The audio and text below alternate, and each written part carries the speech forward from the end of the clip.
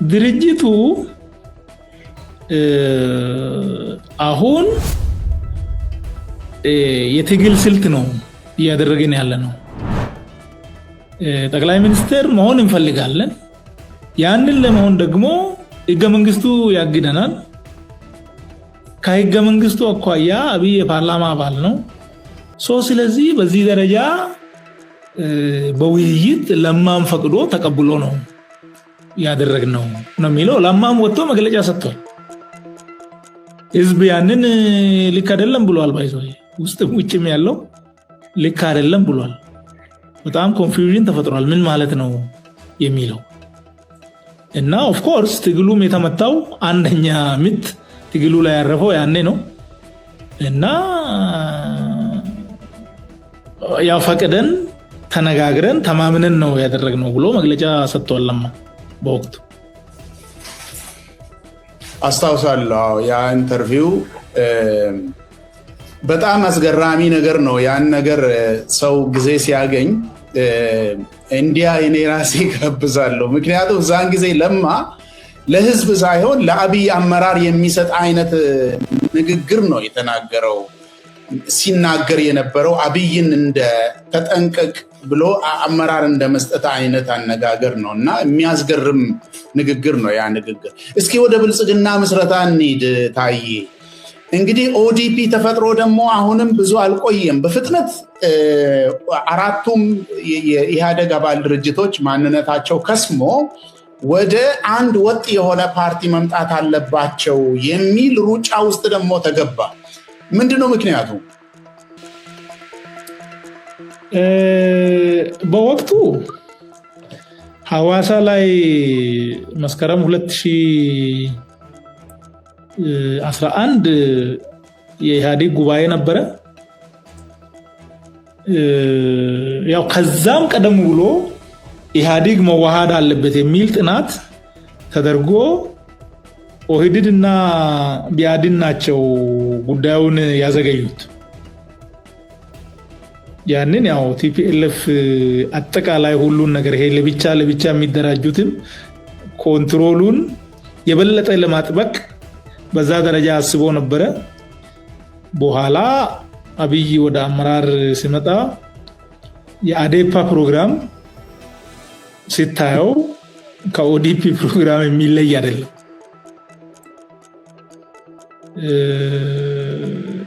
አጠቃላይ ሐሳቡ ፍላጎቱ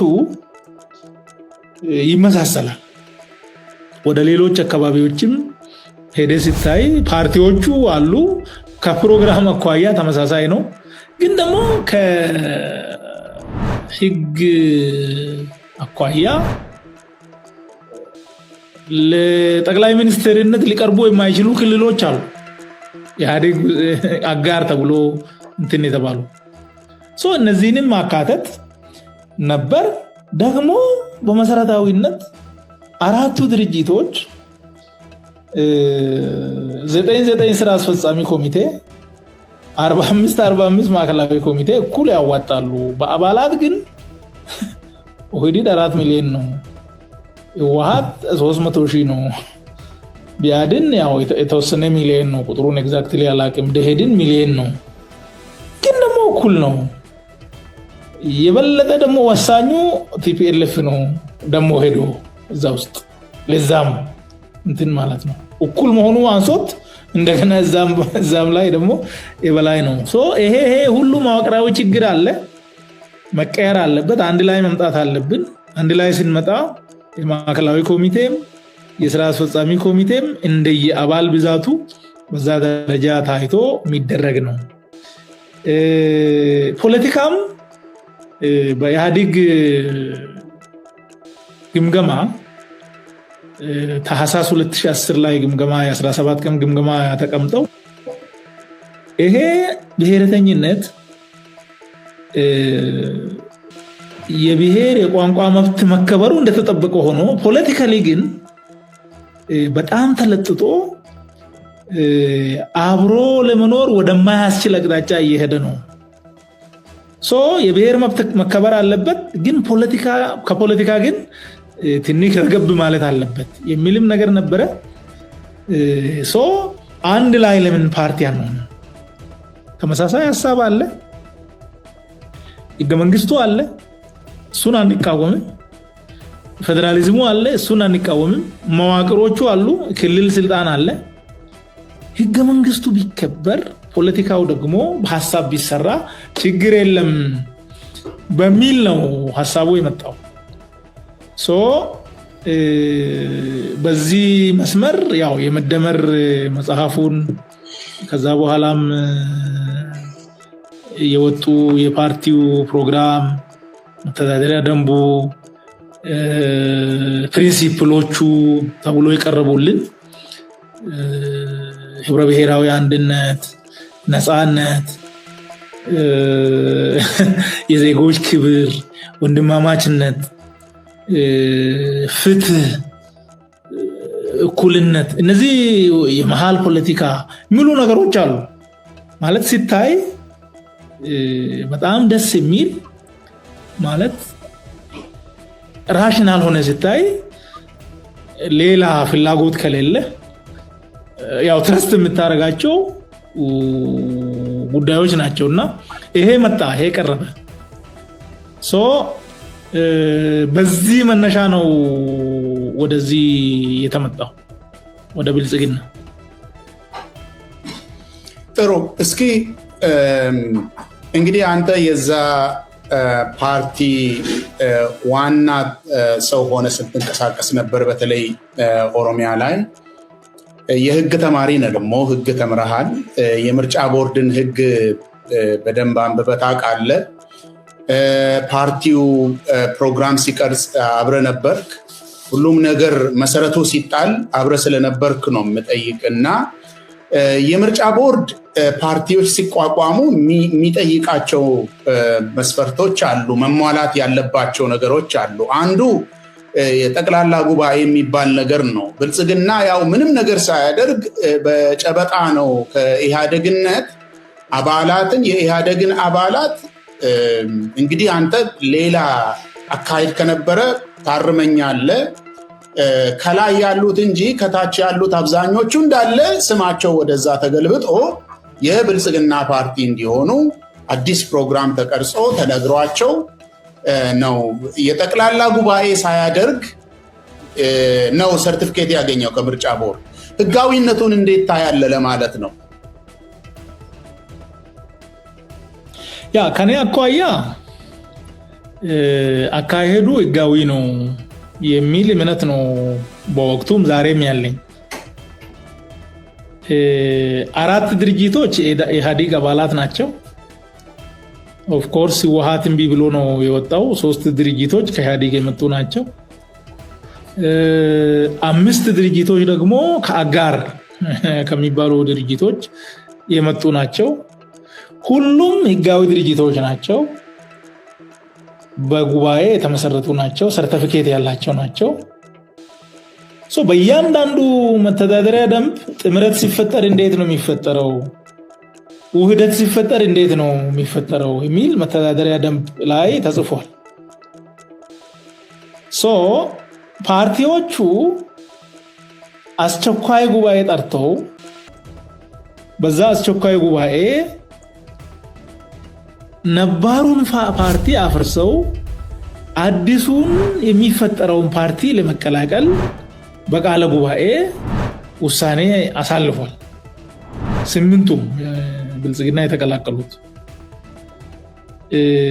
ብልጽግና እንደ አዲስ ፓርቲ ገና አባላትን አስፈርሞ የሚመጣ ሳይሆን ቀደም ብሎ አባላት የነበሩት እና በጉባኤ እያንዳንዳቸው በጉባኤ ተመሰረቱ እና በጉባኤ ደግሞ ራሳቸውን አፍርሰው ሌላውን ለመቀላቀል አዲሱን ፓርቲ ለመቀላቀል የወሰኑ ፓርቲዎች 8 ፓርቲዎች ነበሩ።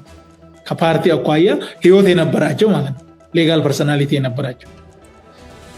ይሄ ጥምረት ነው፣ ይሄ ውህደት ነው። አዲስ አባል ወይም አዲስ አይነት ፓርቲ ስላልሆነ ገና ሌላ የነዛ ፓርቲዎች የጉባኤ ጊዜ ወይም ማድረግ የሚገባቸው ጊዜ አለ። በዛ ጊዜ ውስጥ እንደገና ፓርቲው ከተጣመረ በኋላ ወይም ከተዋሃደ በኋላ ጊዜው ሳያልፍ ጉባኤ ማድረግ ይኖርበታል እንጂ አዲስ ገና ሰው አስፈርሞ ምናምን መዞር አልነበረበትም። ምክንያቱም ያሉ ፓርቲዎች ፈርሶ ስለመሰረቱት እኔ ከኔ አኳያ የህጋዊነት ጉድለት ያለበት አይመስለኝም። ጥሩ ከዚህ አኳያ እስኪ አንዳንድ ነጥቦችን ላንሳ። ለምሳሌ ኦህዴድ ያንተን ስራ ባልደረባ የነበረ ምልኬሳ እንዳነሳው ጠቅላላ ጉባኤ አልጠራም። ለራሱን ለማክሰም ይሄንን የብልጽግናን ሐሳብና ሽግግሩን የሚቀበሉ አንድ ፒክድ የሆኑ ሰዎችን ሰብስበው ነው ያስወሰኑት። በዛ ላይ ደግሞ ለማ አልነበረም እዛን ጊዜ አንተም ታስታውሳለህ መሰለኝ ሀገር ውስጥም የነበረ አልመሰለኝም። እና ለማን የሚያክል ሰው ሳይገኝ የተመረጡ ሰዎችን ወስዶ ነው ኦህዴድ ለምሳሌ ማለት ነው ራሱን አክስሞ የመጣ። ሁለተኛ አዲስ ፓርቲ አይደለም ማለት እንዴት ይቻላል? አዲስ ፖለቲካ ፕሮግራም አይደለም ወይ የቀረጸው? የኢህአደግ የአባላት ይዘት ተዛንፎ አይደለም እንዴ? ህዋትቶ አልሄደም እንዴ? ሌሎቹ ውጪ የነበሩት ደግሞ አጋር የነበሩት ተጨምረው ሁሉም ነገር አዲስ በሆነበት ሌሎቹ አሁን አባላትም አንድ በአንድ ተጠይቀው ትፈልጋለህ ምናምን አልፈልግም ተብሎ አይደለም። ወደዛ ጉልበት በሚመስል መንገድ አይደለም እንዴ ሰው ወደዛ አዲስ አይደለም የሚል ነገር ነው ወይ? የመጨረሻ ጥያቄ ነው በዚህ ላይ። በዚህ ላይ ጉባኤው አካሄዱ እንዴት ነበረ? ማን ነው የተሳተፈው? ማን ነው የቀረው? የሚለው በኋላ ላይ የታዘብነው ነገር ነበር። ይቃወማሉ ተብሎ የተገመቱ ጥቂት ሰዎች እንዳይመጡ ተደርጓል። ወይም ጥሪ ሳይደርሳቸው ያው የሚጠሩ ሌሎች ሰዎች ስለነበሩ በወቅቱ መረጃው አልነበረንም። በኋላ አልተጠራንም የሚሉ ሰዎች በጣም ቆይተን ነው የተረዳነው። ሌሎች ደግሞ እንደ ተቃውሞ ነው የቀሩት። ማለት የተወሰኑ ማዕከላዊ ኮሚቴ አባላት ጥሪው ደርሷቸዋል። ጥሪው ደርሷቸው ግን ኢቭን ለማ ለረጅም ጊዜ ነው ይመጣል ተብሎ የጠበቅነው ውጪ አልነበረም፣ እዚህ ነው የነበረው። ሰዎችም ሊያመጡት ሁሉ ሄዷል። ብርሃኑ ጸጋዬ ወርቅነህ ሊያመጡት ሁሉ እና ብዙ ጊዜ ነው ስብሰባውን አዘግይተን የጠበቅነው ነበረ። ዋናው ጉዳይ ግን እዛ መተው መድረኩ ላይ አስተሳሰቡን ይሄ በዚህ ምክንያት አይጠቅምም እንደማለት ከመድረኩ መቅረትን እንደ አማራጭ የወሰዱ ሰዎች ነበሩ። እሱ ትክክል ነው ብዬ እኔ አላምንም። አንድም ሰው ቢሆን እኔ ስላመንኩበት ነው እንጂ ባላምን ኖሮ ይሄ ትክክል አይደለም፣ ለህዝባችንም ጥቅም ለሀገሪቱም የወደፊት ዕጣ ፈንታ ጠቃሚ አይደለም ይሄ አካሄድ ብዬ ግልጽ ይቃወማለሁ። በድምጽም ይወጣለሁ። ቢሆን ማለት እኔ ተጻፈውን አንብቤያለሁ። ምንም ችግር አላየሁበትም በኔ በወቅቱ የነበረኝ። አሁንም ቢሆን አስተሳሰቡ ላይ የተጻፈው ላይ አሁን ብልጽግና ማን ይጠላል? አሁን ህብረ ብሔራዊ አንድነት ማን ይጠላል? አሁንም ሐሳብ ያው እነሱ ስለሚሉት ዝም ብሎ የውሸት ስለሆነ ሊያስጠላ ይችላል አሁን ሲሰማው። በአጠቃላይ ግን ሐሳቡ በይዘቱ ደረጃ ሲታይ እኔ አሳምኖኝ ነው የተቀበልኩ። ሌሎችም በዛው ልክ ያላመኑበትን ነገር ወደ መድረክ ማምጣት ነበረባቸው። ምናልባትም ቢመጡ ኖሮ ለማን መጥቶ ይሄ ነገር አይሆንም ቢል ኖሮ መድረኩም ይበተን ነበር ሆነስትሊ። ምክንያቱም ይታወቃል የሱ ፖለቲካዊ ስብዕና እና ወደ ኋላ መቅረቱ ነው ችግር የፈጠረው ባይ ነኝ። ሌላው አይ ቲንክ አንድ ፓርቲ በመተዳደሪያ ደንቡ ምን ማድረግ ይችላል? ንብረት ማፍራት ይችላል። ኦኬ፣ ይሄ ንብረት ማለት ምን ማለት ነው? ፎቅ ሊሆን ይችላል፣ መኪና ሊሆን ይችላል፣ ሌሎች ነገሮችም ሊሆኑ ይችላሉ። ኦኬ ምን ማድረግ ይችላል? ሌላ ጥምረት መፍጠር ይችላል። ጥምረት ደግሞ ምንድነው? የራሱን ህልውና ሳያከስም ልክ ኦህዴድና ብአዴን ደኢህዴን ምናምን ሆኖ ኢህአዴግ እንደሆኑት ማለት ነው። ሁሉም ህልውና አላቸው፣ ግን ኢህአዴግ የሚባል አምብሬላ በጋራ ፈጥሮ አብሮ ይኖሩበት ነበረ። ይሄም ያው የፓርቲ ስልጣን ስለሆነ ያንን ያደርጋሉ። ያለበለዚያ ግን ፈርሶ ተዋህዶ በሌላ ፐርሰናሊቲ መውጣት ይችላል። ሁለት እንትኖች ሲዋሃዱ መርጀር ካምፓኒዎች ይዋሃዳሉ፣ ሌላ ስም ይዞ መውጣት ይችላል። ኦፍ ኮርስ አንድ የድርጅት ጉባኤ ስም መቀየር ይችላል፣ አላማ መቀየር ይችላል፣ ፕሮግራም መቀየር ይችላል። ጉባኤ ሲሆን ጉባኤው ተጠርቷል አልተጠራም የሚባለው ነገር ትክክል አይደለም። አጠራሩ ላይ የጎደሉ ነገሮች አሉ። ያንን የሚያውቅ ደግሞ እኔ በወቅቱ ግንዛቤው ስላልነበረ ነው። ኢቭን ያልተጠራ አንድ ሰው መኖሩን ባቅ እኔ ልክ አይደለም ነው የሚለው። ፐርሰናሊ አላወቅኩም እኔ በወቅቱ። የሚያውቅ ሰው ደግሞ መጥቶ ያንን ይሄ የተጭበረበረ ጉባኤ ነው፣ ስለዚህ መደረግ የለበትም ማለት ነበረበት። ግን ጉባኤ ተደርጓል፣ እኛ ተሳትፈናል። እነማን ናቸው ጉባኤ? የዛ ጉባኤ አካል ወደ 1000 ምናምን ሰው ነው። የእያንዳንዱን ስም እኔ ማወቅ አልችልም፣ ፊቱንም ማወቅ አልችልም። ግን ሰው መጥቷል። ይሄ ጉባኤ አባል አልነበረም እና ያለ ህግ መጥቷል የሚል ካለም በዛ ደረጃ መቃወም ነበረበት። እና ከኔ አኳያ አካሄዱ ላይ ችግር አላየሁም። ዋናው ችግር የተነጋገርነው ቃል የገባነው ባልነው ልክ መፈጸም አለመቻላችንና ወደ ተቃራኒ መንገድ መግባቱ ነው የሚል ነው እንግዲህ የኔ እይታ። ኦፍ ኮርስ አካሄዱ ያው ባይደረግ ኮንትሮል ሜካኒዝም እንደ ኦሮሚያ ክልል ሰዎችን የምንቆጣጠርበት መቆጣጠሪያ ከእጃችን የወጣበት ነው። እኛ ያንን አላየንም። እሱን በዛ ደረጃ መከራከር ይቻላል። መደረግ የነበረበት ግን መድረክ ላይ በማምጣት ነበረ። ያ አልተደረገም ነው። በጣም ጥሩ። እስኪ እንግዲህ ኦህዴድን ስትቀላቀል ከዛም ደግሞ ወደ ኦዲፒም ሲለወጥ በጊዜው የነበረ የፖለቲካ እይታ ነበረ። የአገርና ለምሳሌ የኦሮሚያ ችግር ትንታኔ የራስህ ነበረ፣ ከሰዎች ጋር የተስማማህበት ነገር ነበረ። ያንን ትንታኔ መሰረት በማድረግና ይሄ ኦህዴድ የሚባል ድርጅት ጉድለቶች ቢኖርበትም እናሻሽላለን፣ እናሸንፋለን በሚል እሳቤ አሁን እንግዲህ ወደ ብልጽግና ሽግግር ሲደረግ አንተ አይተ የገባኸው ነገር ሙሉ ለሙሉ ተለውጧል።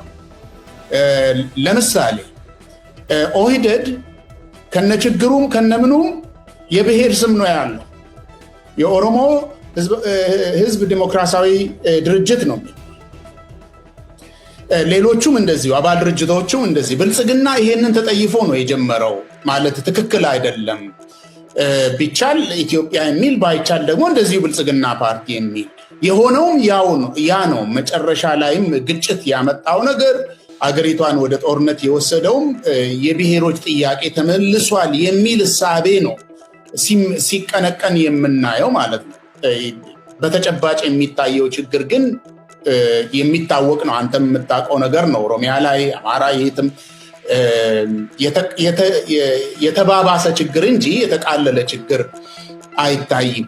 አንተ በራስህ በግል ማለት ነው ወደ ብልጽግና ስትቀላቀል የኦሮሚያንም ሆነ የሀገሪቷንም ችግር የምትረዳበት መንገድ ተቀይሯል? ያንተ ትንታኔ ተቀየረ ወይስ እንዴት ነው? ብልጽግና የብሔርን ነገር ቁጭ አድርጉ ህብረ ብሔራዊ ፌዴራሊዝም ለስሙ እንቀበላለን የሚባል ፕሮግራሙ ላይ እንዳለ ነግረኸኛል።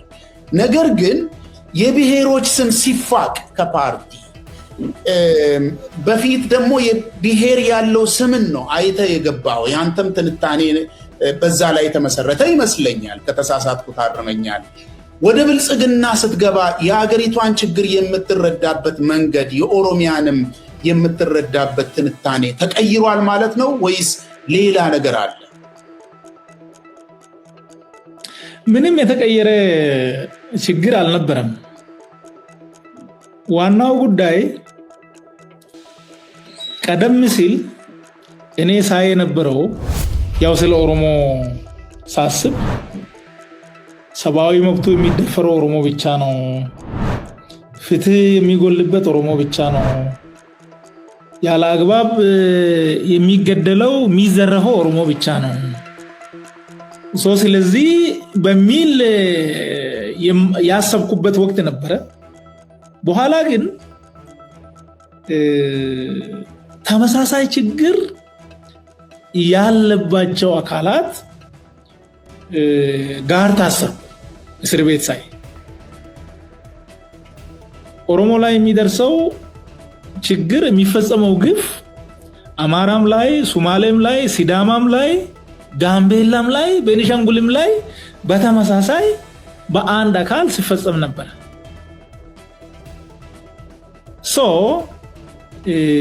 ጥያቄው የፍትህ ከሆነ ፍትህ የኦሮሞ ብቻ ሊሆን አይችልም ጥያቄው የነጻነት ከሆነ ነጻነት የኦሮሞ ብቻ ሊሆን አይችልም ጥያቄው የእኩልነት ከሆነ ይሄ እኩልነት የኦሮሞ ብቻ ሊሆን አይችልም ጥያቄው የእኩል ተጠቃሚነት ራስን የመስተዳደር ጥያቄ ከሆነ ይሄም የኦሮሞ ህዝብ ጥያቄ ብቻ አይደለም ህብረ ብሔራዊ አንድነቱ ውስጥ ነጻነት ኖሮ የህዝብ በላይነት ዲሞክራሲ ጥያቄ ከሆነ ዲሞክራሲ የኦሮሞ ጥያቄ ብቻ አይደለም ዲሞክራሲ ጥያቄ አማራም አለው ኢንክሉዲንግ ትግራይም ዲሞክራሲ ጥያቄ ነበረው እኛ ጋዜጣ ስናነብ ትግራይ ማንበብ አይችልም ነበር የመልካም አስተዳደር ጥያቄ የትም ነው ያለው አጠቃላይ ለሁሉም የሚበጅ ስርዓት መገንባት ነው እንጂ የኦሮሞ ስላልክ ወይም የኦሮሞ ስም ስላለ በዛ ደረጃ አሁን ያለውን ማየት ይችላል ባይዘው የፓርቲ እንትን ስለሌለ ሳይሆን ያኔም ኦህዴድም ነበረ ኦሮሞ ዲሞክራሲያዊ ድርጅት ነው ግን ዲሞክራሲ ያልነበረም ባይዘው በድርጅቱ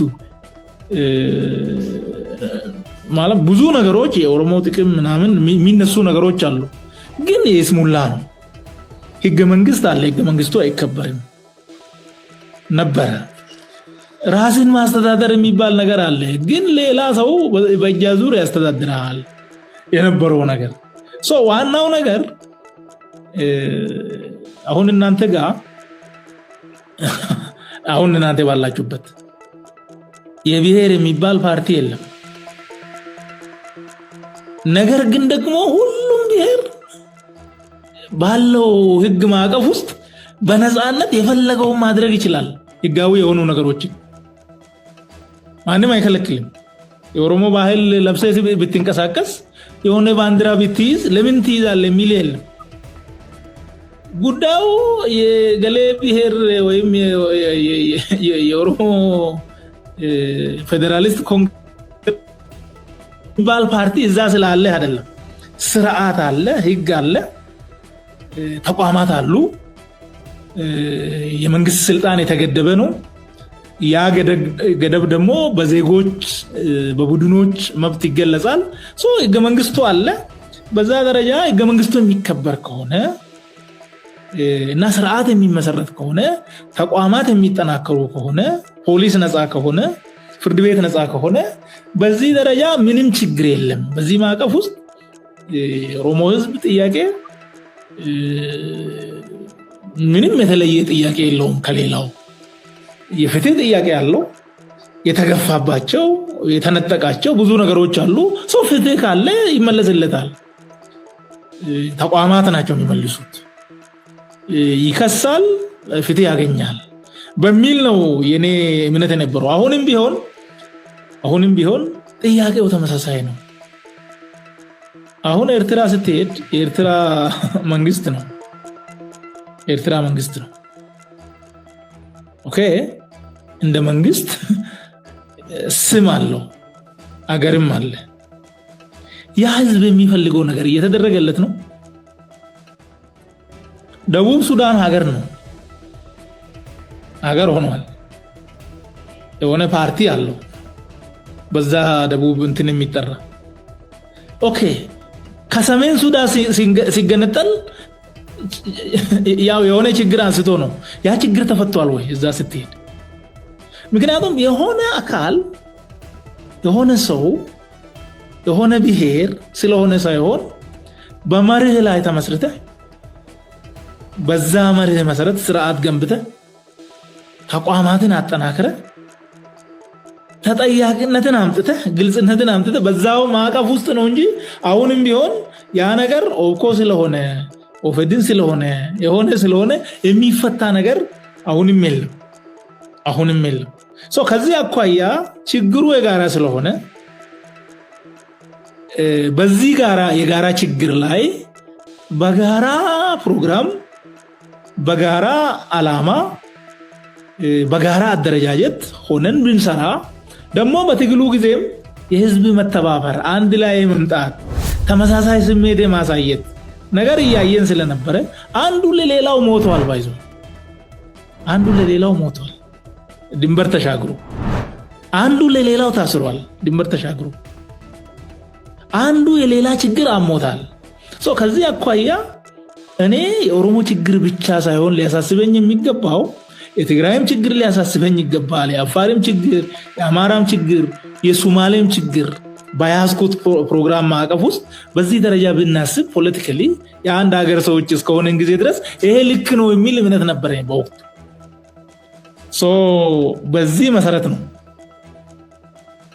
አሁንም ችግሩ ይሄ ነው ፍትህ የለም የህዝብ የበላይነት የለም ህጋዊነት የለም ህገ መንግስታዊነት የለም መረጋገጥ ያለበት ይሄ ነው ይሄ ከተረጋገጠ ለኦሮሞም ሰላም ነው ለአማራም ሰላም ነው ለትግራይም ሰላም ነው ይሄ ካለ ግን ኦሮሞ ስለሆንክ አማራ ስለሆንክ የሆነ አፋር ስለሆንክ እነዚህ መሰረታዊ ማሪዎች ይሄ ነፃነት የሚያረጋግጥ የህግ የበላይነት የሚከበርበት ተቋማት ነፃ ሆኖ ከህጉ አኳያ ብቻ የሚሰሩበት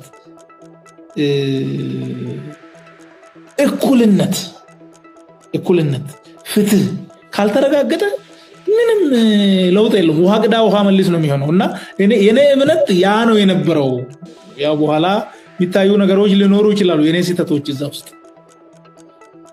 በጣም ጥሩ አመሰግናለሁ ታዬ የምዕራቡን ዓለም ምሳሌ የወሰድክበትን እሳቤ ማለት እረዳለሁ መልካም ነገርን ከመመኘት እንደሆነ እዚህ ደረጃ ላይ ብንደርስ ችግር አይፈጠርም ከማለት እንደሆነ እረዳለሁ ነገር ግን አገሪቷ ኢትዮጵያ የመጣችበት ታሪካዊ ሂደት በጣም የተለየ ምናልባት አሜሪካም እንደዚህ ነው ለማለት የሚያስቸግር ሊሆን ይችላል ኢትዮጵያ ውስጥ የብሔር ጭቆና ነበረ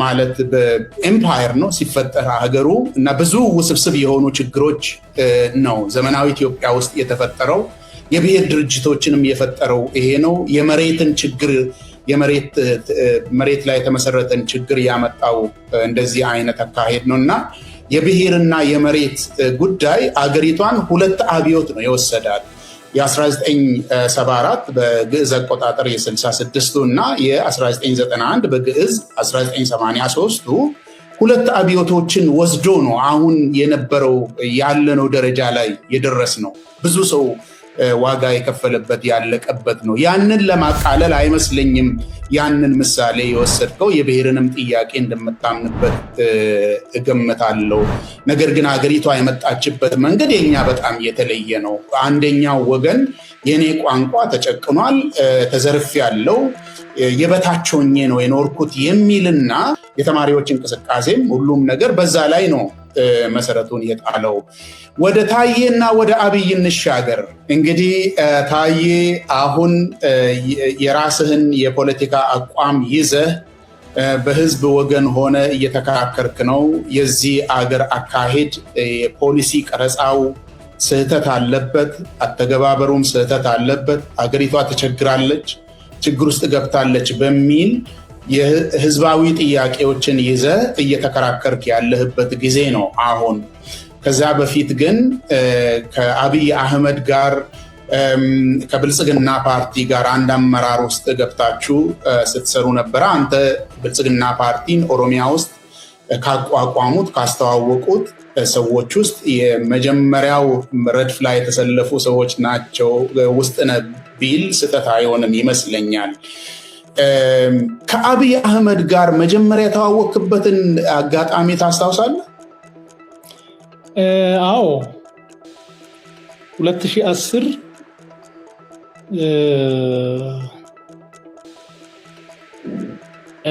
ፕሮፌሰር መረራ ከእስር ከወጣ በኋላ በሳምንቱ ቀኑን አላስታውስም ኤግዛክትሊ አዳማ ላይ የፍትህ አካላት ስልጠና ሰጥቶን ነበረ።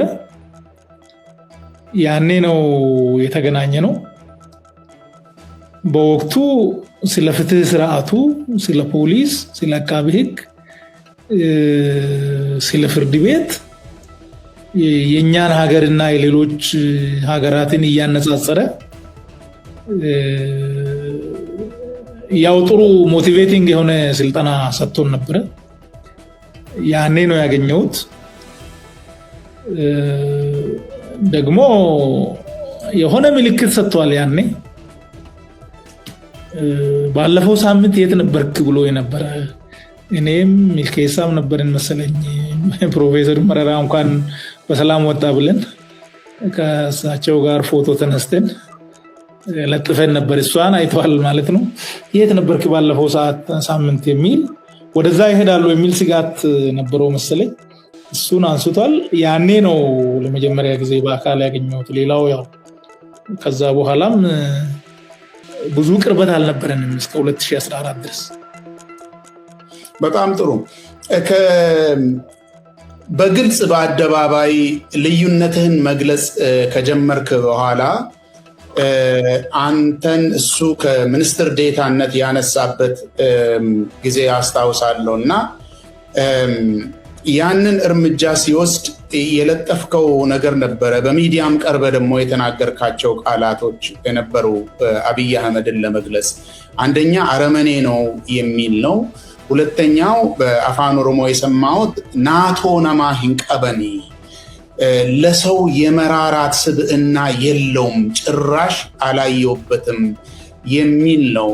እነዛን ቃላት የተጠቀምከው በንዴት ነው ወይስ አሁን ይቆጫል? በንዴት የተጠቀምኩት አይደለም። በገባኝ ልክ እሱን ለመግለጽ ነው። በገባኝ ልክ ማለት ነው። እንግዲህ በዚያ ውሳኔ ያው በግልጽ አቋም ወደ ማራመድ ከመምጣቴ በፊት 2011 ፓርቲ ኦፊስ የኦዲፒ በነበርኩበት ጊዜ ከምሁራን ጋር ተባብሬ ሰነድ አዘጋጅቼ ስለለውጡ አካሄድ አቅርቤ ነበር። ያው ለህዝቡም ግልጽ እንዲሆን ከዚህ በፊትም በእርግጥ አንስቻለሁ በቢቢሲ ላይ ለውጥ አንደኛ የትርክት ችግር አለበት። ከየት ወዴት እንደሚሄድ አይታወቅም። ለመገንጠል የሚፈልጉም ይሄ ለውጥኛ ነው ይላሉ። አሃዳዊ ስርዓት መገንባት የሚፈልጉም ይሄ ለውጥኛ ነው ይላሉ። ፌደራሊዝሙን ማስቀጠል የሚፈልጉም ይሄ ለውጥኛ ነው ይላሉ። በዚህ መሃልም የተለያየ ሌላ አስተሳሰብን በማዕቀፍ የያዘ ነው። ትርክቱ በህገ መንግስቱ ላይ ምንድነው አቋሙ? በፌደራሊዝሙ ላይ ምንድነው አቋሙ? የሚገነባው የዲሞክራሲ ስርዓት ምን አይነት ነው? በዚህ ላይ ለውጡ ክሊር መሆን አለበት። ይሄ ካልሆነ አራት ችግሮች ይወለዳሉ። አንዱ የጸጥታ ችግር ነው። ያው ብዙ ዝርዝር ነገሮች አሉ። ጸጥታ ችግር ይፈጠራል። ሁለተኛ ኢኮኖሚ ጦስ ሊመጣ ይችላል።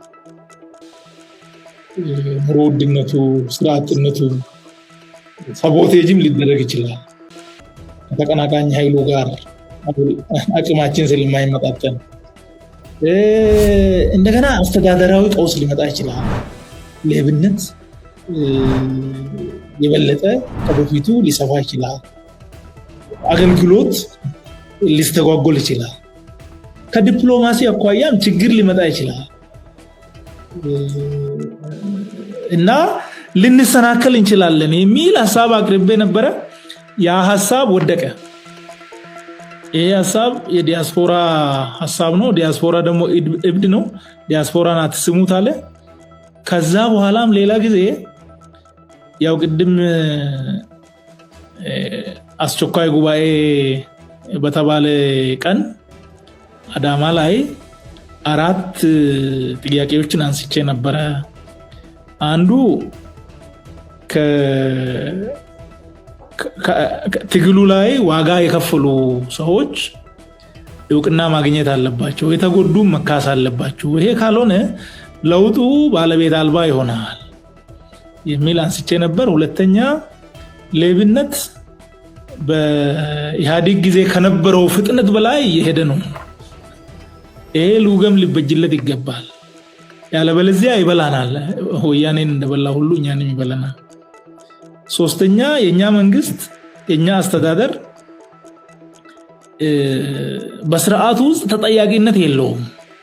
አንድ ሰው የሆነ ወረዳ ላይ ቢያበላሽ ሌላ ወረዳ ተወስዶ ይሾማል ወይ ከፍ ተደርጎ ዞን ይገባል እና በወንጀል በጥፋት አመራሩ አይጠየቅም። እንደዚህ ደግሞ ከሆነ መንግስት ሊጸና አይችልም።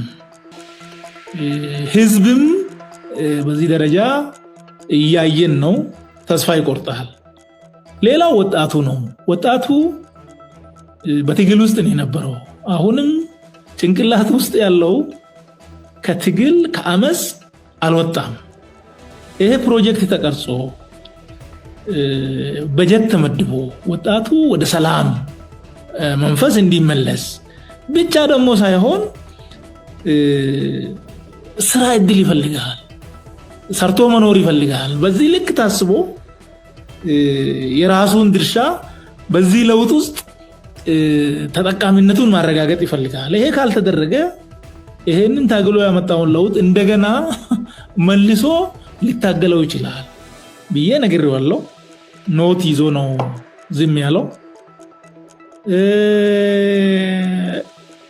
ከዚያ በኋላ ያው የአባገዳ ካድሬዎች ኦፍ ኮርስ እዛ ከመድረሳችን በፊት የወያኔ ጦርነት መጣ። የወያኔ ጦርነት ሁለተኛ ዙር፣ የመጀመሪያው ሄደን ከምርጫ በኋላ ሁለተኛ ዙር መጣ። ሁለተኛ ዙር ሲመጣ እኛ አዳማ ላይ ሐምሌ 2013 አዳማ ላይ ያለፈውን አመት አፈጻጸም ግምገማና የቀጣይ አመት እቅድ ላይ ውይይት እያደረግን ነበረ። ሬንጀር ለብሶ መጣ እና 3 ነገሮችን ነገረን። አንዱ ምንድነው? አሁን ወያኔ ወደ አማራ ክልል እየመጣ ነው። ይሄ በጉልበቱ እየመጣ እንዳይመስላችሁ፣ ሆን ብለን ነው የለቀቅናቸው። ይሄ ፋኖ ፋኖ ብሎ የሚያቅራራውን እንዲያሳዩት ነው አለ። ደነገጥኩ። እኛ የማናውቀው የሆነው ነገር የለም። ኢቭን የትግራይ ጦርነትንም የፈጠርነው እኛ ነን። ወያኔ ያንን ጥቃት እንዲፈጽም በሴራ ነው ያደረግነው አለ። ደነገጥኩ። ከዚያስ እንደምትሰርቁ አውቃለሁ፣ እንዳትሰርቁ አልልም፣ ግን ፍጥነቱን እና መጠኑን ቀንሳችሁ ስርቁ አለ። መድረክ ይዞ ማለት ነው። So this is my first impression። ከዚህ በፊት ያቀረብኳቸው ጥያቄዎች አልተመለሱም። በአካል ላገኘው ብዙ ጊዜ ሞክሬያለሁ፣ አልተሳካም። አገኘሃለሁ ብዬ እየጠየቅኩ ነበር፣ አልተሳካም። ይሄ ደግሞ ተነገረኝ፣ ገርሞኛል። ግን ደግሞ ያው ካድሬው እንዳይሸሽ ለማረጋጋት ይሆን እንዴ ደሞ ትላለ ማለት ነው። ጤነኛ ሰው እንደዚህ አይነት ወንጀል እኔ ፈጸምኩ አይልም ብለህ ስለምታስብ ኦኬ ብለ የሆነ እንትን ትላለ አግኝተህ በአካል እስክታወራው ይሄ ነበር። ከዛ በኋላ ከአባገዳ ከረዮች ከረዩ አባገዳዎች ሞት በኋላ ዲያ በኋላ ተገናኘ። ኦሮሚያ ላይ ያለውን ችግር ነገርኩት። እዚህ አዲስ አበባ ላይ የተዘጋው ማዕከላዊ በኦሮሚያ ሁሉም ዞኖች ላይ ተከፍቶ ኦሮሞ ወጣት እየተኮላሸ ነው፣ ወገቡ እየተሰበረ ነው። ኦሮሚያ ላይ ሰብአዊ መብት የሚባል ነገር የለም፣ የወንጀል መርህም የለም። እናት በልዩዋ ወንጀል እየተረሸነች ነው፣ አባት እየታሰረ ነው፣ ሚስት በባሏ እየታሰረች ነው፣ በባሏ ጥፋት ነው አይደለም ሌላ ጉዳይ ሆኖ። ይሄ ነገር በጣም በጣም በጣም አስነዋሪ ነው። የጸጥታ ቀውሱ በጣም አስቸጋሪ ነው። ሰው በሬዎቹ እየታረዱ እያለቁ ነው፣ እየታገተ ሰው ገንዘብ እየወሰዱበት ነው። ለአመታት ያፈራውን ኢቭን ከዘመድ ለምኖ እንዲከፍል እየተደረገ ነው። ህዝቡ ለምንድነው የታገልነው እያለ ነው። ከለውጡ ተስፋ ቆርጧል ብዬ ሲናገረው እና ይሄ ልማት ምናምን ተብሎ የሚቀርበው ማሰት መሆኑን ሳስረዳው ይሄ ምንም አልመሰለው። ሽመልስን አትንካብኝ፣ እሱ በጣም ምርጥ ፕሬዝዳንት ነው፣ እንደሱ አይነት ከዚህ በፊትም ኦሮሚያ ላይ ተሹሞ አያውቅም፣ ከዚህ በኋላም እንደሱ አይነት ፕሬዝዳንት አይመጣም አለ። ሌሎች ጉዳዮችም ነበሩ ከዛ በኋላ። ይሄ ሰውዬ ያው ማዕከላዊ ኮሚቴ ላይም ስንገናኝ ምንም ነገር ከራሱ ውጭ ሌላ ሰው መስማት የማይፈልግ የሰው ህመም፣ የሰው ሞት፣ መፈናቀል ምንም ነገር እንደማይመስለው ደግሞ አንድን ነገር ሲያስብ ከእውቀት ከብቃት ከመረዳት ሳይሆን እንዲሁ ተኝቶ እንደሚያደርግ ተረድቻል። ከምንም በላይ ግን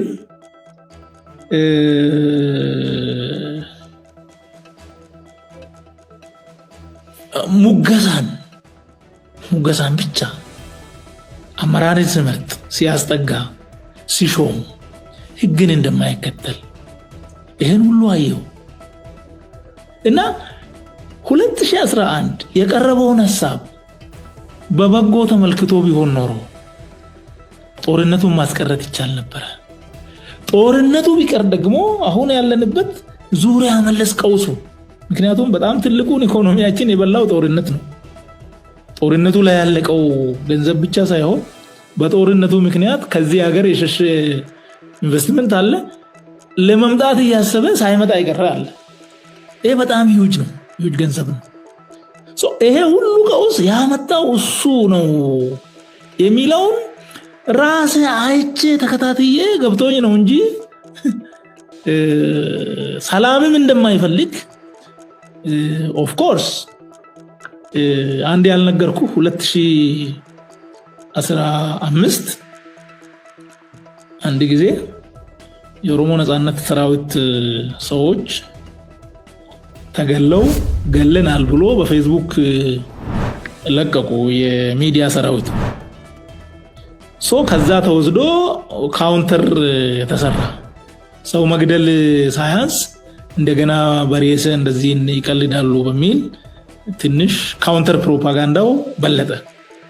በኋላ ማዕከላዊ ኮሚቴ ሲንገናኝ እንደዚህ አይነት ይሄ ሸኔ ምናምን የሚባል ነገር ሲታገኙ ድምጻችሁን አጥፍታችሁን ለምን አገሉም? ለምንድን ነው የምታስጨሁብን ብሏል። አሁን ይሄንን እንግዲህ ሰምተህ ምንድነው የምትለው ነው። ሌሎች ጉዳዮች አሉ፣ ፐርሰናል የሆኑ ነገሮች፣ እነሱ አይጠቅሙም። ከዚህ ተነስቼ ነው ሐሳቡን ያነሳሁት።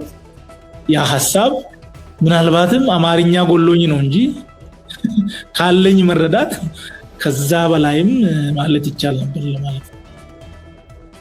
በጣም ጥሩ። እንግዲህ ይሄንን ክፋት ያዩ ያንተ የስራ ባልደረቦች 2019 ላይ ለማ መገርሳ ለቆ ወጣ። ሚልኬሳም እንደዚሁ በተመሳሳይ ጊዜ ነው የለቀቁት። አንተ ዛን ጊዜ ችግሩ አልታየህም? እዚህ ደረጃ አይደርስም ብለህ አስበህ ነው ወይስ ለምን ከባልደረቦች ተለየ? አንደኛ ቅድም እንዳልኩ ባልደረቦቼ ልዩነታቸውን መድረክ ላይ አላመጡ።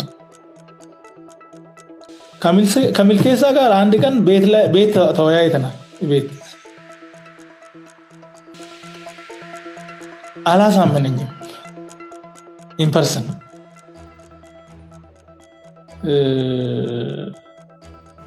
ኦዲፒ መፍረስ የለበትም ብሎ ሲል እና ያነሳቸው በወቅቱ እንግዲህ የነበረ ፋክቶች ዛሬ ያለህን የለህም።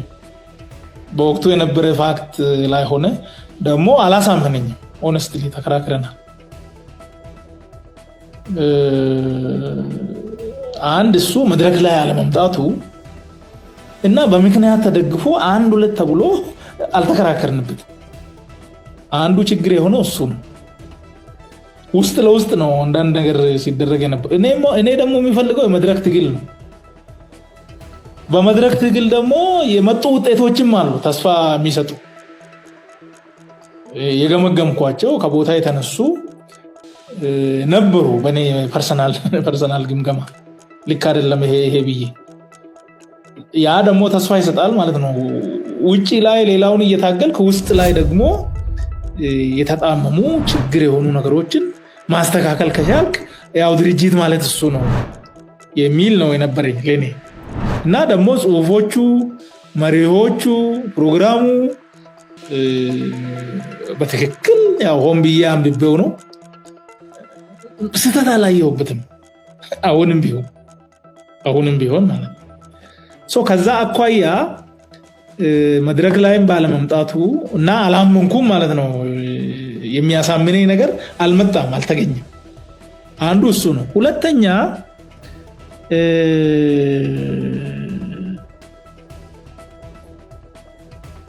የነበረው ምንድነው በወቅቱ የሚራመዱ ሀሜቶችም ነበሩ።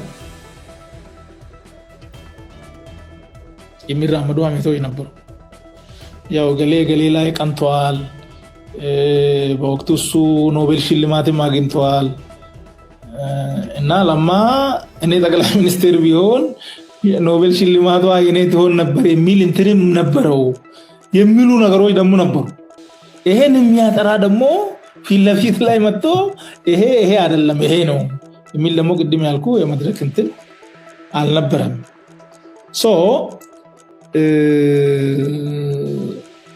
በዚህ ምክንያት ለመቀበል እና ከነሱ ለመለየት መንገዱ ያዋጣል። ፐርሰናል ጉዳይ አልነበረኝም። ሐሳቡ አሸናፊ ሐሳብ የሚል ነበረን በወቅቱ ሙቶ ሐሳቡ አሸናፊ ነው የሚል አምኛለሁ እኔ። ኦፍ ኮርስ አሁንም አሸናፊ ነው ብዬ ነው የማስበው። ሐሳቡ ሰላም ያሸንፋል። ኦፍ ኮርስ ፍትህ ትክክል ነው። ወንድማማችነት ምንም ጥፋት የለበትም። ነፃነት ምንም ጥፋት የለበትም። ዜጋ ውጭም ውስጥም እንዲከበር መስራት በምትችለው ልክ ይሄ ችግር የለበትም። ከፖለቲካ ፕሮግራም አኳያ፣ ከኢኮኖሚ ፕሮግራም አኳያ የተቀረጸው፣ ከማህበራዊ ፕሮግራም አኳያ፣ ከውጭ ጉዳይ ፕሮግራም አኳያ እኔ አሁን ፕሮግራሙ ላይ ችግር የለም። በዚህ ደረጃ ሌሎች ጉዳዮች ላይ ደግሞ የነበሩ ፋክቶች ውስን ነበሩ፣ አላመንኩም። በዚህ ነው የቀረው ለማለት ነው። በጣም ጥሩ። ለማን እንግዲህ ኦህዴድን ለመቀላቀል እሱን ለማግኘት ብዙ ጊዜ እንደፈጃችሁ እና ከሱ ጋር የመገናኘታችሁ ደግሞ ወሳኝ እንደነበረ ኦህዴድን ለመቀላቀል ወራትን እንደፈጀ ለማን ለማግኘት ቅድም ገልጸህልኝ ነበረ። ለማ ሲሄድስ ለምን እንደዚህ አልወሰዳችሁም? ለምሳሌ አንተ ለምን እንደዚህ አልወሰድከውም? በተለይ ለማን በተመለከተ ማለት ነው። የመድረኩ ነገር ነግረኸኛል። መድረክ ላይ መጥቶ አልተከራከረም፣ ሐሳቡን አልገለጸም። ስለዚህ አሳማኝ የሚሆን ነገር የለም ከሐሜት ያለፈ የሚል አንስተሃል። ከዛ ባለፈ ግን አንተ አይተኸው ፓርቲውን የተቀላቀልከው ሰው ከፍተኛ የፖለቲካ ስብዕና ገንብቷል የምትለው ሰው ተለይቶ ሲወጣና ለብቻ ተለይቶ የአንተ ፓርቲ አቋም ሲወስድበት እንዴት ዝም አልክ? እንዴት አስቻለ? እሱስ በርካታ ነገሮች ነበሩ ከዛ ጋርም ተያይዞ። አንደኛ ከለማ ጋር ተገናኝተን በሶስተኛው ግንኙነታችን ያኔ ፊት ለፊት ላይ የሚታዩት ለማና አብይ ስለነበሩ ይሄ አብይ እንዴት ነው በአንተና ያው ምልኬሳም ነበረ በዛ መድረክ ላይ ሌሎችም ነበሩ 5 ሰዎች በአንተና በአብይ መካከል ያለው ነገር ምንድነው? የሆነ ጊዜ ችግር ከተፈጠረ ይሄ ህዝብ ብዙ ኪሳራ ይከፍላል አልኩት። ይሄ 2009 ነው ባይዘው ቦታውን ራሱ ሳይለቅ አብይ ማለት ልክ እንደኔ ተመልከቱት ምንም ልዩነት የለንም ማለት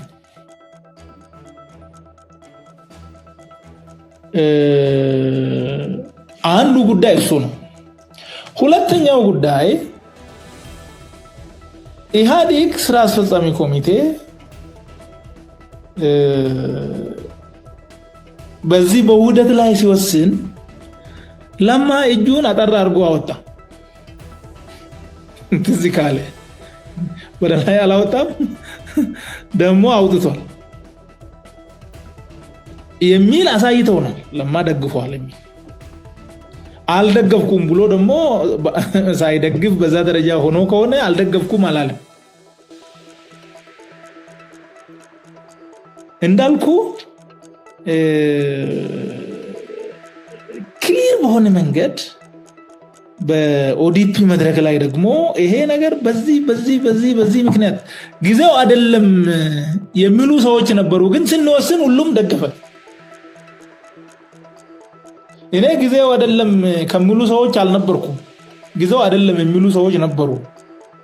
ሲያነሱ ግን አደይ እንደው ዘዴ በአቋም አልጸኑ። ሁሉም አወጣና ደገፈ። እኔ ደጋፊ ነበርኩ። ያው ቅድም በነገርኩ መሰረት ምንም ችግር የለም በሚል ማለት ነው።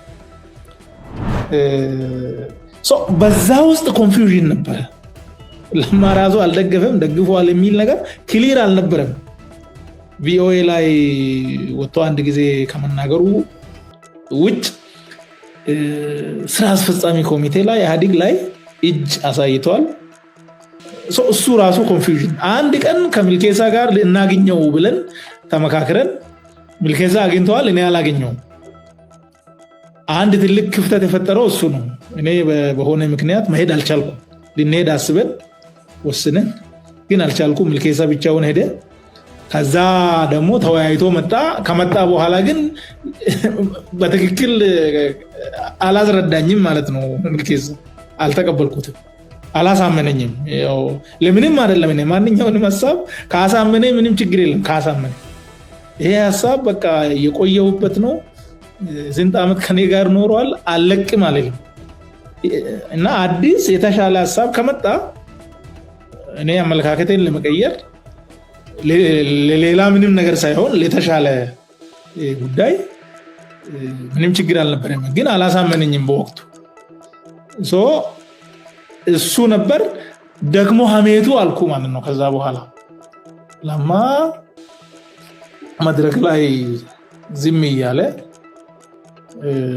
መድረክንም እየቀረ አንዳንዴ በቃ ይሄ የሚባለው ቅናት እውነት ይሆን እንዴ?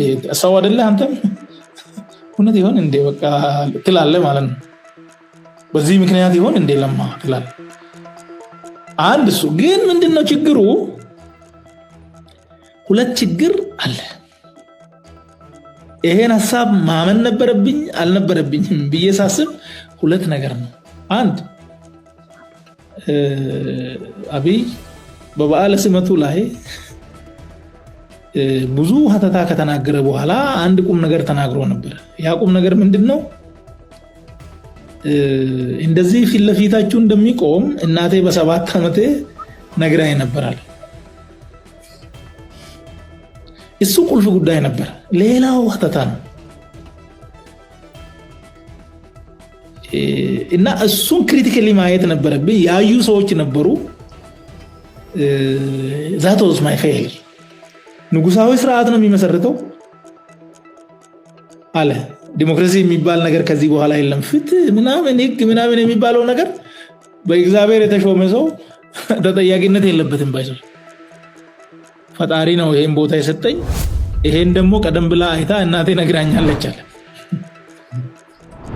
እና እሱን ማየት ነበረብኝ። ትግል ምናምን የሚባለው ነገር ይሄ ኢትዮጵያ ህዝብ ታገለ፣ ኦሮሞ ህዝብ ታገለ፣ ኦሮሞ ጥያቄ፣ አማራ ህዝብ ጥያቄ የሚባል ነገርም የለም። ይሄ ሹመት፣ ይሄ ስልጣን የህዝብ የሚባልም ነገር የለም። ስልጣን እኔ ነው። ይሄ ሳልወለድ በፊት የታጨውበት ነው። ይሄ ፈጣሪ ዲዛይን ነው ያደረገው። ትግል የሚባል ነገር ብትታገሉ ባትታገሉ ምንም ነገር አይሆንም የሚል ነበር። ህዝብን ትግል ካደ ነበር። ትግል አልመጣሁም ማለት ነው። ወደፊት የሚሰራው ደግሞ ተጠያቂነት የለብኝም እኔ ንጉስ ነኝ አለ። እሱን ማየት ነበረብን። ክሪቲካሊ አላየሁም። እሱ ያው በኋላ ነው። ሁለተኛ ይሄ ሰውዬ ስለማንነቱ እርካብና መንበር በሚል መጽሐፍ ውስጥ ጽፏል።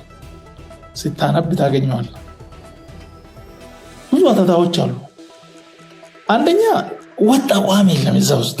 በኋላ ሳይ አንዳንዴ አምባገነንነትን ይደግፋል፣ ሌላ ጊዜ ዲሞክራሲን ያወድሳል፣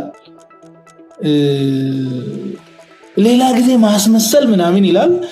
ብዙ የተወሳሰቡ ነገሮች አሉና የሚጨበጥ ነገር የለውም። ስለዚህ ሰውዬ ፐርሰናሊቲ ይሄ ሰውዬ ማን ነው ማለት ነበረብኝ። ከዛ ንግግር ባሻገርም ይሄ ሰውዬ የጻፈው መጽሐፍ አለው። ከድር ሰተቴ የሚባል መጽሐፍም ጽፏል ነው የሚባለው። እሱን አላነበብኩም። እርካብና መንበርም በወቅቱ ያው ገበያ ላይ በሰፊው ስላልነበረ አላነበብኩም። ግን በኋላ አንብቤያለሁ።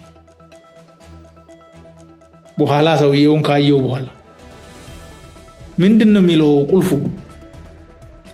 ሰዎችን የሚፈልጉትን አውራላቸውና ወደምትፈልገው ወስደ ጣላቸው። ከዚያም በሬ ሆይ ሳሩን እንጂ ቅጠሉን ሳታይ በላቸው ይላል። ሳሩን እንጂ ገደሉን ሳታይ፣ ሳሩን እንጂ ገደሉን ሳታይ በላቸው ይላል። ይሄ ማለት የጻፈው ነገር የተናገረው ነገር ለማታለል እንደሆነ ግልጽ ይሆንልኝ ነበር። ይሄን ቀደም ብዬ ፋክቱ ቢኖርኝ። ስለዚህ ሰውዬ ሳላቅ እንዲሁ በየዋህነት አስተሳሰቡን ጻፈ ብዬ ተናገረ ብዬ ማመን ትክክል አልነበረም እና ከለማ ጋር ተያይዞም ኦፍ ኮርስ አትሊስት አግኝቼ ምንድነው ብዬ መጠየቅ ነበረብኝ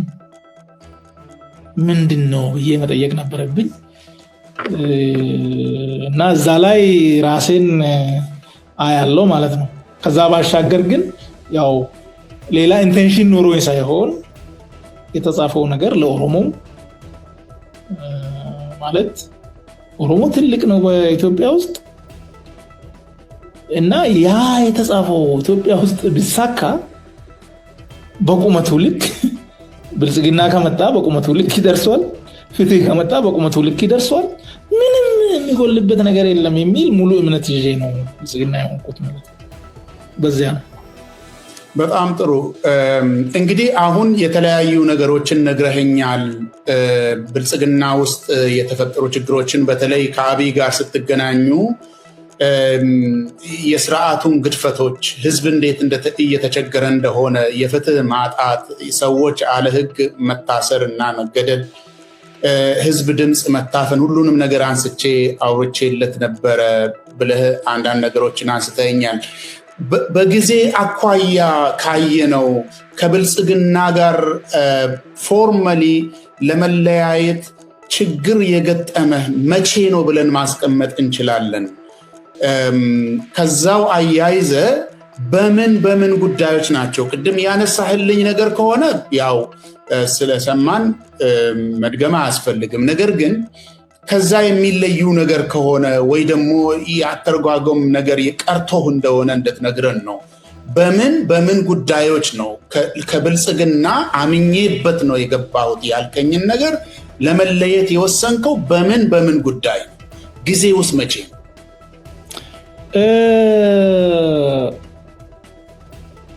ሁለት ሺህ ያው ሌሎቹ ቀደም ብዬ ነግሬያለሁ። ጥያቄዎች አቅርቤ አንድ ጊዜ አልተቀበለም፣ ሌላ ጊዜ ደግሞ ይሄ ልክ ነው ብሎ ኖት ይዞ በዛው ጠፋ። ላግኘ ብዬ 1 ዓመት ከ5 ወር ረባክ ክልላችን አደጋ ላይ ነው ብዬ ያወራው የክልል ያሉ ሰዎች ትክክል እየሰሩ እንዳልሆነ፣ ሌብነት ውስጥ እየተዘፈቁ እንደሆነ፣ ፍትህ እያዛቡ እንደሆነ፣ አገልግሎት እንደሌለ፣ ሰብአዊ መብት እየተጣሰ እንደሆነ እሱን እያየው ግን አትሊስት እሱ ላይ ተስፋ ነበረኝ። እሱ አያውቅም ይሄን ነገር እና አንድ ቀን አግኝቼው አስረዳለሁ እናስተካክላለን የሚል ነበረኝ።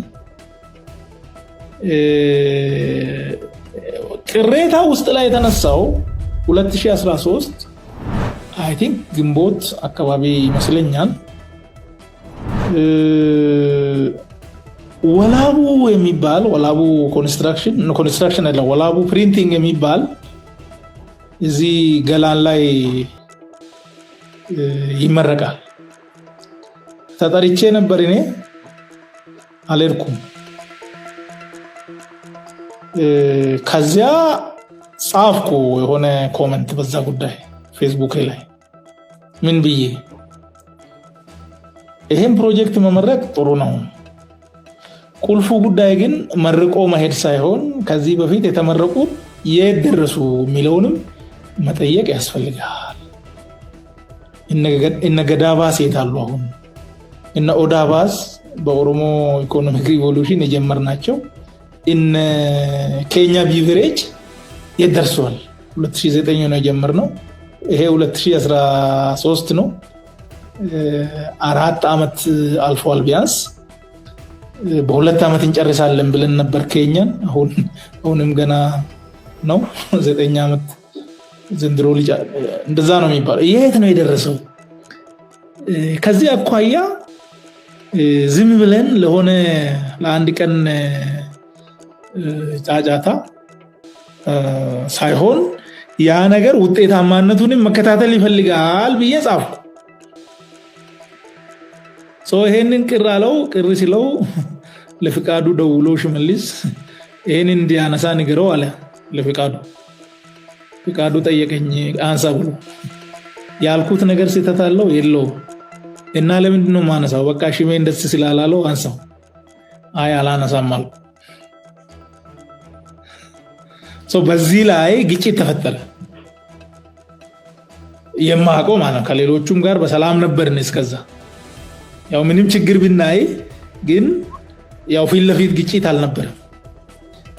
ከዚያ ቅድም ያልኩ ስለ ወታደሩ ስለ ሌብነቱ ሐምሌ ላይ በነበርንበት የነገረን ነገር ነበር። እሱን አለፍን። ከዚያ የጨፌ ጉዳይ መጣ 2014። ጨፌ ላይ ምን ሆነ? ኦፍ ኮርስ ማኒፌስቶ ላይ ከፖለቲካ አኳያ አንደኛው ጠንካራ ተቋማትን መገንባት ነው የሚል ነው ቃል የገባ ነው። ሁለተኛው ሀገራዊ መግባባትን ማምጣት ነው የሚል ነው። ጨፌ ላይ ለአፈጉባኤነት ሴክተር መርቶ የማያውቁ ሰዎችን አምጥተው ስለ ህግም እውቀት የሌላቸው ከልምድ የሌላቸው አምጥተው የጨፌ አፈጉባኤ ሲያረጉ እና ምክትል አፈጉባኤ ሲያረጉ ይሄ ከገባነው ቃል ኪዳን እንኳን ትክክል አይደለም። ለውጥ ማምጣት ካለብን ጠንካራ ተቋማት መገንባት ይኖርብናል። በክልላችን ደግሞ ትልቁ ተቋም ጨፌ ነው። በዚህ ጨፌ ይሄ ጨፌ የሁሉም በላይ ስለሆነ ከሁሉም በላይ ጠንካራ መሆን አለበት። ጥንካሬው ደግሞ የሚረጋገጠው በአመራሩ ነው። ለምንድነው ህፃናትን የምትሾሙት ብዬ በአደባባይ ያነሳው እሱ ችግር ፈጥሯል። ያው በኋላ በርግጥ በኋላ ግምገማ ያገኘሁት ሰውዬ ታዋቂነቱ ከፓርቲው በላይ ግዙፍ ሆኗል። ጸባዩ ደግሞ ለአመራር አይመችም። የኔ አቋም ይላል፣ ያላመንኩበትን አላረግም ይላል። ስለዚህ ቁመቱን ማጠር አለበት። ለአመራርም እንዴት እንደሚሰገድ መማር አለበት። እንጀራ የሚበላበት ነገር አርጉለትና አማካሪ አርጋችሁ ይዞን ወደ ደቡብ ምዕራብ ሸዋ ሸኙት። ከዚህ በኋላ ህዝብ ከምርጫ በኋላ ህዝብ ከህዝብ ጋር የሚገናኝበት እድል መኖር የለበትም የሚል አቅጣጫ ሰጥቷል። እሱ እኔ ያኔ ይሄን አልሰማሁም ጨፌ ላይ ሲናገር። ያው በኋላ ነው መረጃው የደረሰ ካለፈ በኋላ። ከዛ መስከረም 26 2014 በኢትዮጵያ የኦሮሚያ ፕሬዝዳንት ጽህፈት ቤት ጠራንና የተወሰኑ ሰዎችን ምክትል ሚኒስቴር ዴኤታ የሆንኩት እኔ ያው ጨፌ ላይ በመናገርና ያንን ተከትሎ ደግሞ የህዝብ ጩኸት ስለተሰማ ነው ሚኒስቴር ዴኤታ የሆንኩት እንጂ የሆነ አማካሪ እኔ አላወኩም። ያው አውቄ አይደለም መሬትን ተከትዬ ነው የተናገርኩት እንጂ ያን ነገር ያን ሴራ ምናምን እኔ አላውቅም ነበር። ከዛ በኋላ አገልግሎቱን ጨርሷል፣ ይሄ ይጣል ተብሏል። በወቅቱ እኔ አላውቅም ነበር፣ ግን ያው ከመሪ አኳያ ተናገርኩ። ሲናገር ህዝብ ደግሞ እንትን አለ እና ብዙ እንትኖች ለምን የሚል ጥያቄ ተነሳ። ሲነሳ አይ በቃ ሚኒስቴር ዴኤታ እናድርግ ተባለ እና ሚኒስቴር ዴኤታ ትሆናላችሁ ተብሎ የፕሬዝዳንት ጽህፈት ቤት ይሄ ፍላሚንጎ ተሰበሰበ። ስንሰበሰብ ያው ጥያቄዎች አነሳው ነው። የሌብነት ጥያቄ አነሳው። ሹመት አይደለም ችግር ነው ክልል ላይ አልኩ። አሁን የተደረገው ሹመትም ትክክል አይደለም፣ ቀልድ ነው። ይሄንን ህዝብ የሚመጥን አይደለም የተደራጀው ካቢኔ አልኩ። ከዛ ባሻገርም ከሰላምና ጸጥታ አኳያ አነሳው። ይሄ ክልል መከራ ላይ ነው አነሳውለት። ግምገማም ችግር ነው፣ እየተገማገምን አይደለም፣ ተጠያቂነት የለም የሚል አነሳው።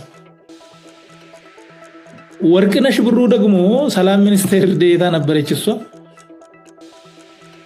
ሙፈሪያት ኦሮሞን እየጨቆነች ነው በሰላም ሚኒስቴር ውስጥ። ስለዚህ አቅጣጫ ስጣትና የኦሮሞ መብት በሰላም ሚኒስቴር ይከበራለች። ያው ያንን የሚመስል ነገር። ከዛ በኋላ መልስ ሲሰጥ ለኔ አንተ ከኋላ የሚገፉ ሰዎች አሉ፣ አንተ ሞኝ ነህ አለኝ። እኔም የሆነ ወቅት ሞኝ ነበርኩ አለ። ማለት ስለ ሰላም ማነሳው፣ ስለ ሌብነት ማነሳው፣ ስለ ፍትህ ማነሳው፣ ስለ ተጠያቂነት ማነሳው ነው ሞኝ ስለሆንኩ ነው። ፖለቲካ ስላልገባኝ ነገረኝ። ተመልከተው። ከምንም በላይ ግን ልዩ የሚያደርገው ሰላም ሚኒስቴር ጋር ብሎ ለወርቅነሽ ሲናገር ሰላም ሚኒስቴር እንግዲያዋለሁ፣ እነዚህ አማራዎች ሰላም ሚኒስቴር ካልሰጠህን እያሉኝ ነው። ስለዚህ ነፍሱን አጥፍቼ ሊሰጣቸው ነው። ለድርጅቱ ለሰላም ሚኒስቴር ለሚኒስትሪው ተጠሪ የሆኑ ሁሉንም አውጥቼ ወስጃለሁ፣ ብቻውን አቁሜያለሁ አሁን እንዳያችሁት ለብናልፍ ሰጥቻለሁ ሰጥቷል ያን ሲጡ ስላለ ሰጥቻለሁ ከዚህ በኋላ ሰላም ሚኒስቴር ዜሮ ስለሆነ ስለሱ ብዙ አታውሪ አላት ሰላም ሚኒስቴር ዜሮ ነው 2 ቢሊዮን ብር ደግሞ ተመድቦለታል ለዚህ ዜሮ ተቋም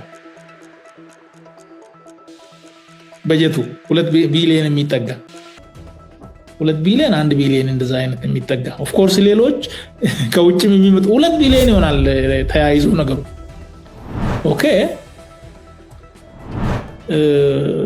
ከዛ ምን አረገ 28 ላይ ሰላም ሚኒስቴር ላይ መደበኝ ሰላም ሚኒስቴር ዜሮ ነው ብሎ ነግሮኛል ከዛ በኋላ ግን የሰላም ሚኒስትር ዴታ ነው ያለኝ ይሄ ለኔ ትርጉም ነበረው ምን ማለቱ ነው ሊቀበል ሊተው የሚል ነበር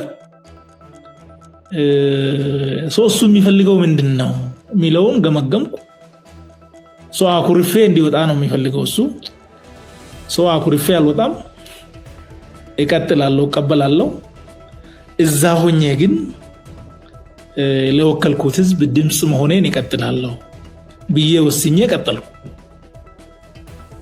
ከዛ በኋላ የከረዩ አባገዳዎች ግድያ መጣ ያን ግድያ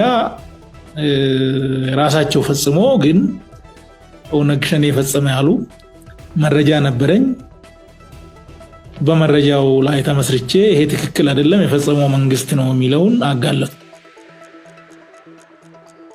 ይሄ ግርግር ፈጠረ በግርግሩ ተገናኘን ጠራኝ ማለት ነው ፈልጌ ያልቻልኩት ፈልጋለሁ ብዬ ያልቻልኩት ይሄን ሳረግ ደግሞ ጠራኝ እና ቅድም ያነሳውልን አነሳለኝ አሁን ደግሞ የበለጠ ተረዳሁት ለዚህ ህዝብ መከራ ለዚህ ህዝብ ሰቆቃ ምንም ደንታ እንደሌለው ገባኝ ክልሉ ላይ ያለው መከራ እሱ ሳያውቅ እንደሆነ ነበር ይረዳ የነበረው አሁን ከዛ በኋላ ሁሉም ነገር በሱ እውቅና እንደሆነ ገባኝ ሰላም እንዳይኖር የሚፈልገው እሱ እንደሆነ ለብነት እንዲንሰራፋ ፍትህ እንዲዛባ የሚፈልገው ራሱ እሱ እንደሆነ ገባኝ ምናልባት እዚህ ምስጢር እዚህ እንቆቅልሽ አሁንም አልገባኝ ይሄ ህዝብ ምን እንዳደረገው ለምን በዚህ መጠን እንደሚጨክንበት እኔ አልገባኝም ግን ያንን በፖሊሲ አውጥቶ እያደረገው እንደሆነ ግን አሁን እኔ ይገባኛል ማለት እሱ የማያውቀው ኦሮሚያ ላይ የሆነ ወንጀል የለም አሁን የገባኝ ከዛ ሄድን ብልጽግናም እንደገና ፓርቲ ሆኖ መጋቢት መጀመሪያ 2014 አዲስ በፊት ያው በመርጀር ነው የመጣው አሁን በጉባኤ ያደረገ ቀጠለ እንደገና ሐምሌ መጣ ሐምሌ 2014 መጣ ያኔ ደግሞ ማይክ ተዘጋብኝ ጨፌ ላይ ማይክ ሲዘጋብኝ ያው ማለት የነበረብኝን ያሰብኩትን በጽሁፍ ለቀቅኩ እና በኋላ ከሚዲያዎችም ጋር የነበረውን የማፊያነት አካሄድ በግልጽ ተናገርኩ እሱም ግርግር ፈጠረ እና ታሞ ነበር እሱ ዱባይ ሄዶ ከዱባይ እንደመጣ ማንንም ሳያገኝ እኔን አገኘ ጠርቶ ያው ተወሰኑ ነገሮችን አነሳልኝ ያው አንዳንዶቹ ላይ ያስፈልጉ ይችላሉ ግን ክሪቲካል ነገሮች አሉ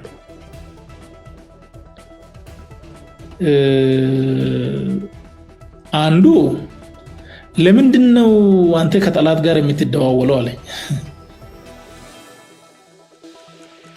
ቹቹ አለባቸው የሚባል የአማራ ብልጽግና ጽፈት ቤት የነበረ ነው ብልጽግና ጽፈት ቤት የኮሙኒኬሽን በኔ ሌቨል የነበረ ሰው ነው እንተዋወቃለን እኔ ሲናገርና ስጽፍ ይሄኮ እኛ ጋም እንደዚህ ነው ማፊያ አገር ወሯል እናንተ ጋር ብቻ አይደለም ብሎ ደውሎ ተነጋገረ የጻፍነው ሌላ ነው እየሆነ ያለው ሌላ ነው ማፊያ አገር ወስዷል ሶ ብልጽግና ቀርቶ ወደ ጉልጽቅልና ያመራን ነው የሚል ተነጋገረን ሶ ይሄ ተቀድቷል ኢየሱስ ስልክ ተጠልፎ ነበር መሰለኝ ወይም የኔ ተጠልፎ አላቅም እና ይሄንን ሰምቷል መረጃ አለውና ለምን እንደዚህ ለቹቹ አለባቸው ለጠላት ለምን ትደውላለህ ይሄ ምን ማለት ነው ጠላት ማን ነው የሰውዬ ብልጽግና አባል የነበረ ነው ብልጽግና ደግሞ እንኳን አባሉን ተቃዋሚው ራሱ ወንድም ነው ብሎ የሚያምን ነው መደመር ጠላትም የለም ይላል ይሄ ከየት መጣ እንዴት ነው እንደዚህ የምትሉ እነዚህ ሰዎች እንደው በፖለቲካ ቢቀር ዘመድም አይደለንም ወይ አልኩት ማለት ነው አንዳንድ ነገሮች ለሚዲያ የማይመቹ ለምን እንደዚህ አልኩት ሁለተኛ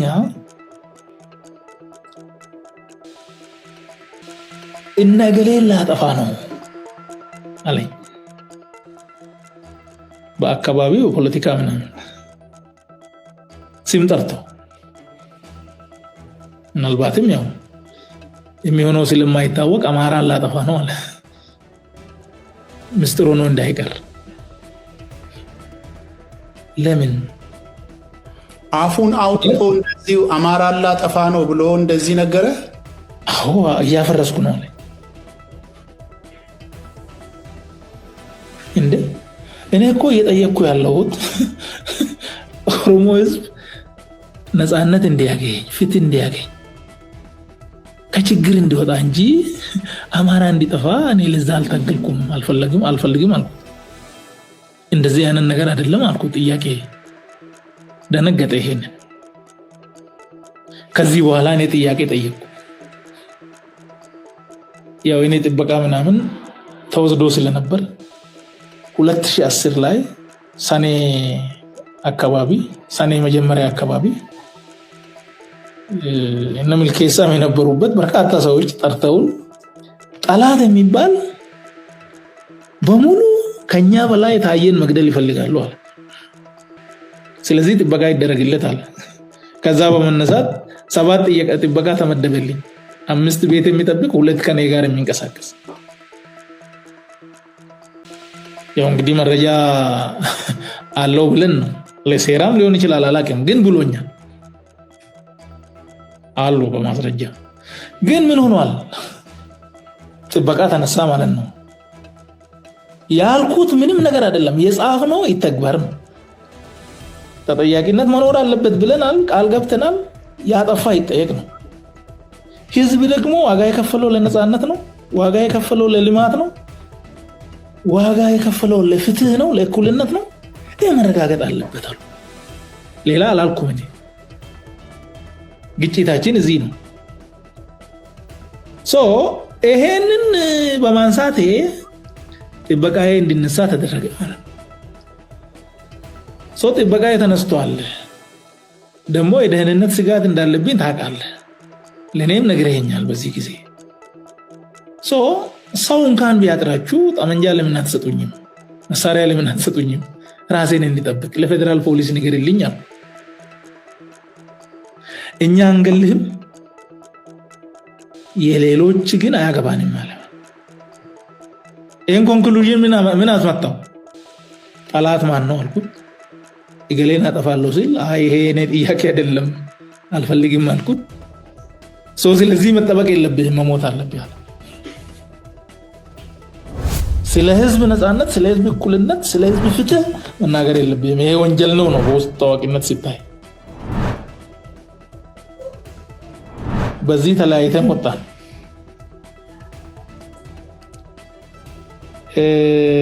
በዚህ ሂደት ነው የመጣ ነው እና እስከ ተለያየንበት ጊዜ ድረስ ነው የቆየው ለማለት ነው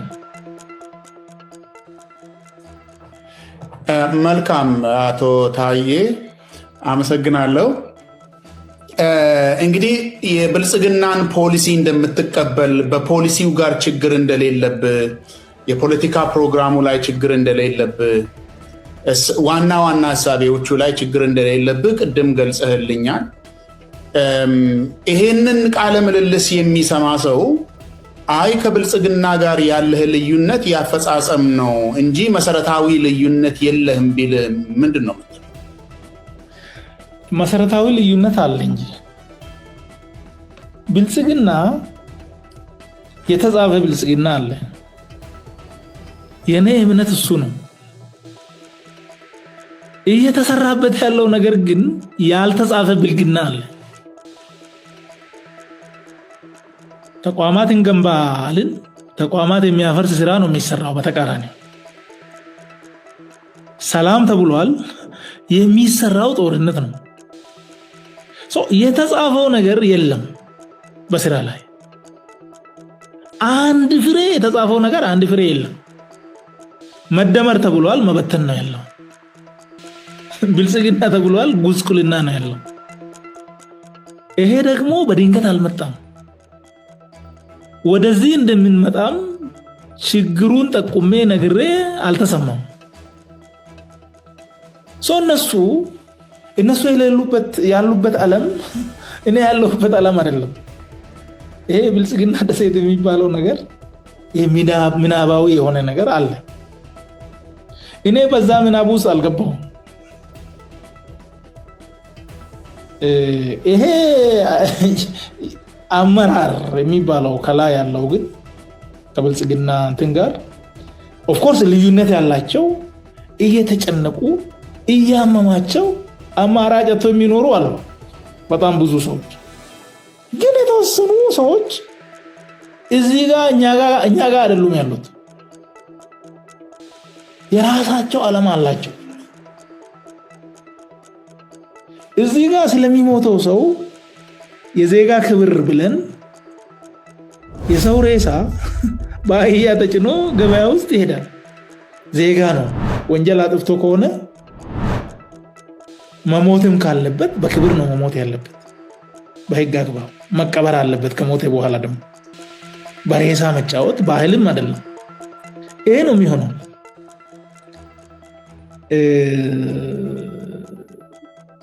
እና ችግር እንፈታለን፣ ስብራቶች አሉን ጠግናለን ብለን መተን ችግር እኮ ድሮም ነበረ፣ ሞት እኮ ድሮም ነበረ፣ ጦርነት እኮ ድሮም ነበረ፣ ምን ታዳንቃላችሁ የሚል መጣ። ሌብነት ቀይ መስመር ነው አናልፈውም ማለት በኋላ ራሱ ቀይ ምንጣፍ ሆኗል። ከዚህ በኋላ ሁላችሁም ሂዱበት አለ። አየው ህገ መንግስት ህግ መከበር አለበት ሲባል ፓርላማ በማያውቀው 15 ቢሊዮን ዶላር እዚህች ሀገር 2 ዓመት ለሚጠጋ በጀት የሚሆን ዝም ብሎ በግሉ ሰውየው አንቀሳቀሳል። ከየት መጣ ለምን መጣ የሚለው አይታወቅም። ያ ነገር እኛ ያልነው ሰው ተኮር ነው፣ ግን ቁስ ተኮር ነው። ነፃነት ሆነ ነፃነት ብለናል። አሁን የመጨረሻ ጭቆና ሆኗል። ይሄ ጭቆና ደግሞ ያው በድንገት የሆነ ሳይሆን ታስቦበት የሚሰራበት ነው። ከኔ ጋር አሁን ሐሳቡ አሁን ብልጽግና ሌላ ፓርቲ ስለ ፍትህ ቢያነሳ አይ ፍትህ ልክ አይደለም አትልም እኮ ትላለህ። you cannot say ነፃነት ካለ እኩልነት ካለ ወንድማማችነት ካለ እነዚህ ቃላቶች የሚጠሉ አይደሉም። አሳምረ መጻፍ ትችላለህ። ዋናው ጉዳይ ግን ልብ ወለድ ነው ነገሩ። አሁን ላይ አንድ ነገር የተጻፈ ፕሮግራም፣ የተጻፈ መርህ፣ የተጻፈ ዓላማ፣ የተነገረ የተገባ ቃል አንድም አልተፈጸመም። አፈጻጸም ብለን የምትለው አው የተወሰነ ተፈጽሞ የቀረ ሲኖር ነው አፈጻጸም የምትለው። ይሄ ተቃራኒውን የተፈጸመው ደግሞ በድንገት አይደለም ዓላማው የተጻፈው አይደለም የብልጽግና የሚባለው ያልተጻፈው ነው እሱ ደግሞ ተተግብሯል ሰው የኔ ልዩነት እሱ ላይ ነው በሚተገብሩት ውስጥ የለውበትም እኔ ያመንኩት የተጻፈውን ነው በሚል ነው የተለየሁት ማለት